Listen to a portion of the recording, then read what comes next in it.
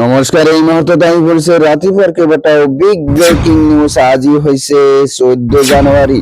ফাদিল হব জুবিন গার্গর মৃত্যু সকলের রহস্য, কাইলৈ সিঙ্গাপুরের আদালতত জুবিন গার্গর কাণ্ডৰ বিচার। অৰুণোদয় আঁচনিৰ হিতাধিকাৰী লৈ মুখ্যমন্ত্ৰীৰ ডাঙৰ ঘোষণা। ফেব্ৰুৱাৰী মাহৰ 20 তাৰিখে একাউণ্টত সোমাব 8,000 কোটি টকা। 2026 সরকারের লক্ষ্য প্রতি মাহে দুখনকৈ জিলাত চলিব বৃহৎ উচ্ছেদ, সাজু হয়েছে তালিকা। লগতে কেইটামান রাজনৈতিক আৰু অৰাজনৈতিক খবৰ যুগত কৰা হৈছে আজিৰ দিনটোত। গতিকে এনেবোৰ খবৰ নেতো চাই থাকিবলৈ চেনেলটো সাবস্ক্রাইব কৰি ভিডিঅ'টোত এটা লাইক কৰিবলৈ নাপাহৰিব। হয় বন্ধু বান্ধৱীসকল, আজি আমার প্রথমটো খবর খুবই গুরুত্বপূর্ণ খবর। জুবিন গার্গর মৃত্যুর রহস্য হব ফাদিল, কাইলৈ সিঙ্গাপুরের আদালতত জুবিন গার্গর কাণ্ডৰ বিচার। কেনেকৈ হৈছিল জুবিন গাৰ্গৰ মৃত্যু? জুবিন গাৰ্গৰ মৃত্যু হত্যা নে দুর্ঘটনা? সকলো রহস্য হব ফাদিল। সিঙ্গাপুরত কৰ্ণাছ আদালতত চলিব জুবিনৰ মৃত্যুৰ বিচার। সিঙ্গাপুরের আৰক্ষীয়ে জুবিন গাৰ্গৰ মৃত্যুৰ কৰিছিল তদন্ত।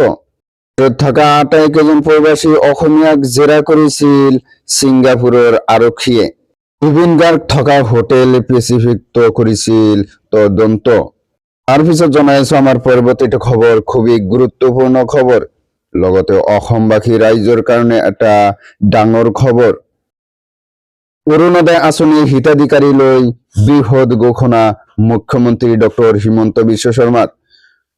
অৰুণোদয় আঁচনিৰ হিতাধিকাৰীয়ে লাভ কৰিব 8,000 কোটি টকা। ফেব্ৰুৱাৰীৰ মাহৰ 20 তাৰিখে 8,000 টকা প্ৰদান কৰিব চৰকাৰে। ফেব্ৰুৱাৰীৰ মাহতেই আগতীয়াকৈ বহাগ বিহুৰ উপহাৰ দিব চৰকাৰে। প্ৰতিগৰাকী হিতাধিকাৰীৰ একাউণ্টত প্ৰদান কৰা হ'ব এই ধন।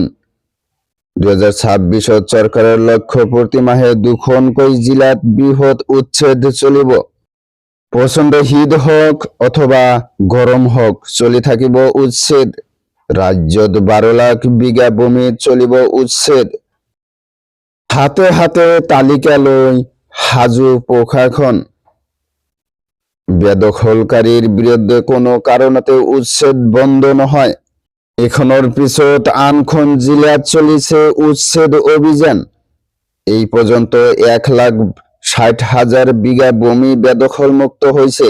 বর্তমানে অতি কমেও 12 লাখ ভূমি বেদখলকারীর কবলত আছে। সকলো বেদখলী ভূমি উচ্ছেদ করা হব।